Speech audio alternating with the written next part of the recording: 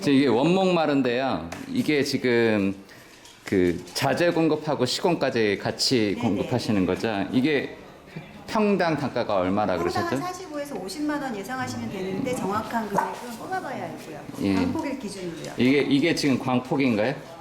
네, 그게 190폭 정도 광폭 네. 네, 190 정도가 광폭. 이것보다 더 넓은 것도 있죠. 네, 300폭도 있어요. 그건 어디 있어요? 지금 현재 여기는 없고요. 예. 네, 그거는 주문을 따로 하셔야 돼서 이거 여기 있는 건 다 190폭이거든요. 이거 그러면은 나무 수종에 따라서 상관없이 다 그 정도 나오는 아니요, 건가요? 수종에 따라서 또 사이즈에 따라서 가격이 다 달라요. 그러니까 오크 기준으로 말씀을 드리는 거고요. 이게 오크죠. 네, 이게 전부 다 이제 오크예요. 아, 전부 다 오크인데 이게 또 착색을 한 거죠. 아, 착색을 한 거예요? 내추럴에다가 이제 색을 입히신 거라고 보면 되고요. 아, 그러면 이게 푹 파이면은 색 다 다른 색이 나오고 그래요? 착색한 거는 아무래도 이게 지금 이런 컬러들은 예. 속에 그냥 나무 컬러가 나오겠죠.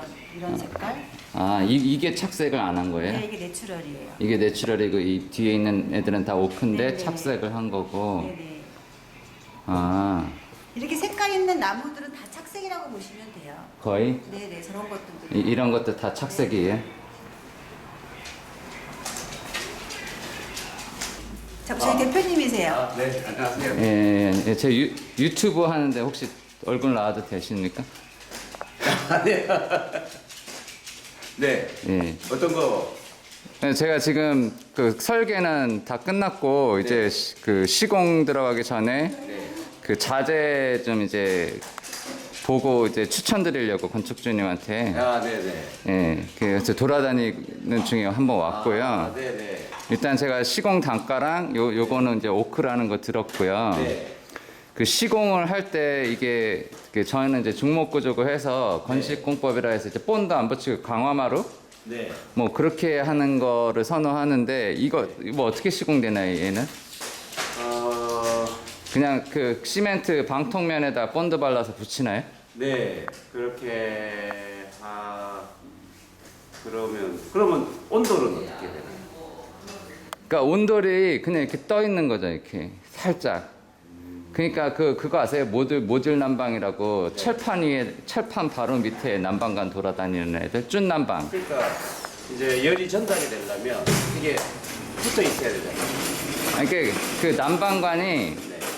그 밑에 있는 게 아니라 그 보통의 이제 아파트나 이제 시멘트 건물처럼 그 한 4cm 밑에 있는 게 아니라 네. 철판 바로 밑에 있는 거죠.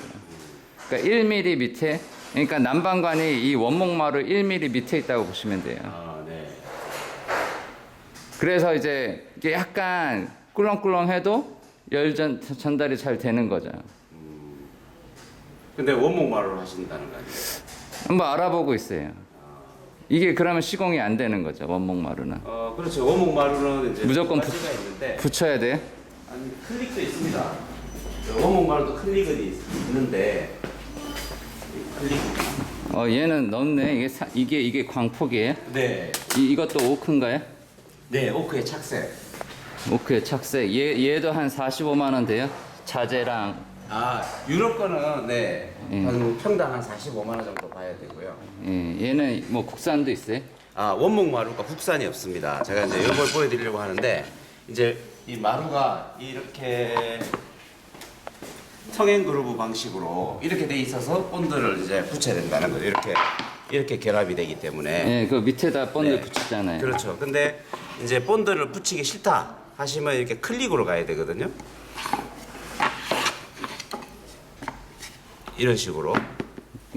이런 식으로도 이게 나와요? 강화마루, 예, 원목마루도 이렇게 클릭으로 있습니다. 이게 만약에 그리고 밑에가 엄청 뜨거워지잖아요. 네. 이게 난방관이 바로 밑에 있으니까 네. 이거 수축 팽창 괜찮아요? 수축 팽창이 됩니다. 예, 수축 팽창을 받을 수 있어요? 네, 근데- 그거 네. 뭐 그 보증을 해줄 수 있어요 혹시? 여기 수축 팽창을 하는데 떠 있기 때문에 예, 예.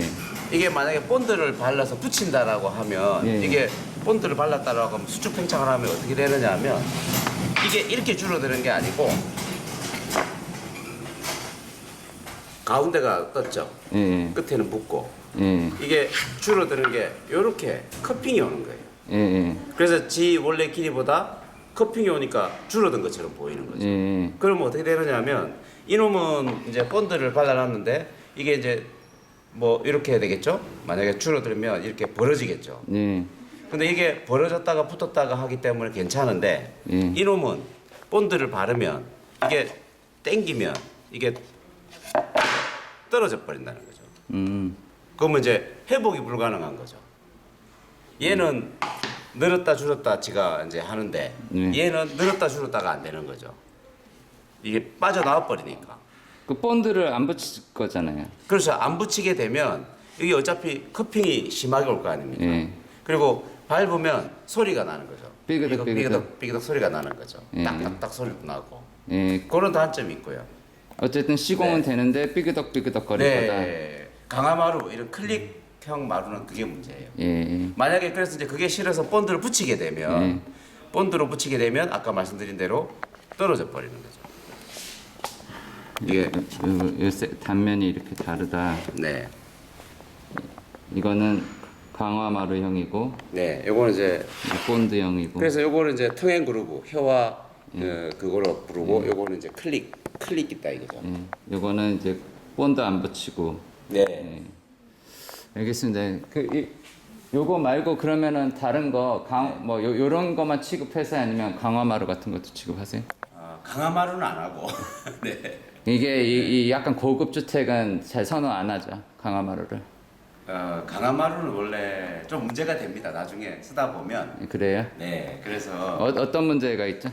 강화마루는 이제 이게 그 MDF 그러니까 톱밥에다가 예. 풀을 넣어서 한 건데 예. 이게 물이 이렇게 쌓이게 뭐 하여튼 물 습기에 닿으면 예. 부풀어 올라 버려요. 알아요. 예. 네, 그래서 그러면 긋고 새로 해야 되거든. 이게 한 장, 두 장 보수가 없어요. 강화마루는. 원목마루도 근데 합판에다가 붙인 거잖아요. 그죠? 그렇죠. 이제 원목 마루는 두 가지 스타일이 있는데 이렇게 합판 위에 예. 아니면 이렇게 3레이어로. 이게 약간 코어 합판처럼 만든 네. 거고. 이게 장단점이 있나요? 장단점은 없고 똑같다고 보는데 예. 가격은 요놈이 더 비쌉니다. 이게 더 비싸다. 이거 그냥 3레이어가 더 비싸고. 평당 50만 원 정도 돼? 이제 그 정도는 아닌데 한 1, 2만 원 더 비싸요. 한 47만 원 네. 평당. 네. 이거 유럽산 기준으로 했어요. 그러니까 이제 중국산은 가격이 좀 싼. 여기 중국산도 있어요? 네, 중국산도 있고 유럽산도 있고. 네, 그럼 제가 유럽산은 대충 이제 봤으니까 네. 됐고요. 이게 아마 제가 다시 올 것 같아요. 건축주님이랑. 근데 이렇게 녹화를 하면 네.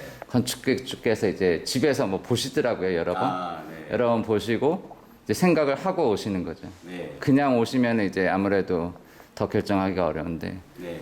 중국산도 이렇게 잠깐 찍어봐도 될까요? 네. 여기에 지금 중국산. 여기에 중국산인가요? 네. 뭐 지금 수입하신 지 얼마나 되셨어요? 한 10년 이상 되셨어요? 제가 15년 정도 됐죠.